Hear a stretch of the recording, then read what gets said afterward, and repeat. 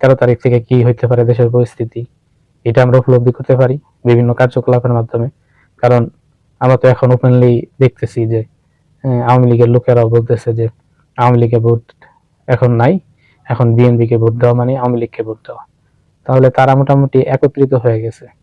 সুতরাং বিএনপির কাঁধে করেই, যদি বিএনপি ক্ষমতায় আসে তাহলে বিএনপির কাঁধে করেই আওয়ামী লীগ আবার তাদের রাজত্ব কায়েম করবে এই বাংলাদেশে, তাদের সেই দুঃশাসন আবার ফিরে আসবে। এটা একদম ওপেন সিক্রেট। হ্যাঁ, বাংলাদেশ ঠিক হবে না যেরকম ভাবে। হ্যাঁ, ইসলাম ছাড়া আসলে কোনো সমাধান নাই।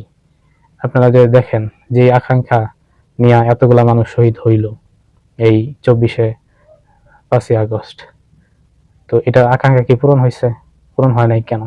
তার একমাত্র কারণ হচ্ছে যে এই যে আমরা এখন ইউনূস সরকারকে দেখতেছি, তারাও কিন্তু আল্লাহ তাআলার প্রতি তেমন আস্থা রাখে না। তারা ওই সেই পুরনো দেশের রাজনীতিও এই ইন্টারিম সময় করতেছে, অন্তর্বর্তীকালীন সময়ে তারা সেই আগের রাজনীতি করতেছে।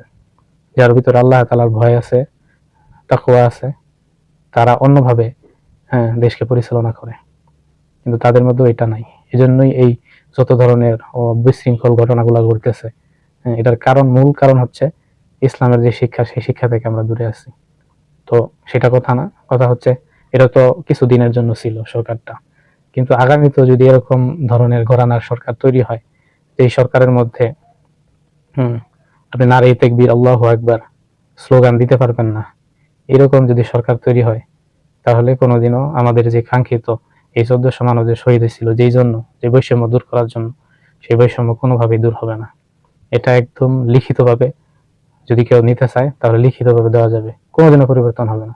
ঠিক আছে, যতই বলেন আমি সৎ, যতই বলেন, কিন্তু আল্লাহ তাআলার ভয় অন্তরে না থাকলে, প্রকৃত ভয় না থাকলে কোনোদিন এটা সম্ভব না।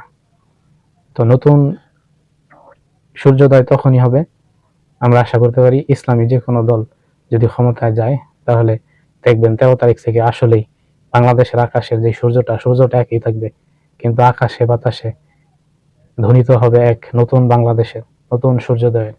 চোর বাটপার চাঁদাবাজ সন্ত্রাস এগুলা যে কোন গর্তে পালাইবে, খালি দেখতে থাকবেন। তো সেই নতুন সূর্যোদয়ের জন্য আমাদেরকে অবশ্যই জামাত, এনসিপি, তারপরে খেলাফত মজলিস, বাংলাদেশ খেলাফত মজলিস সহ যেই 11 দলীয় ঐক্য জোট আছে, সেই জোটকে জয়যুক্ত করতে হবে নতুন সূর্যোদয় দেখার জন্য বাংলাদেশে।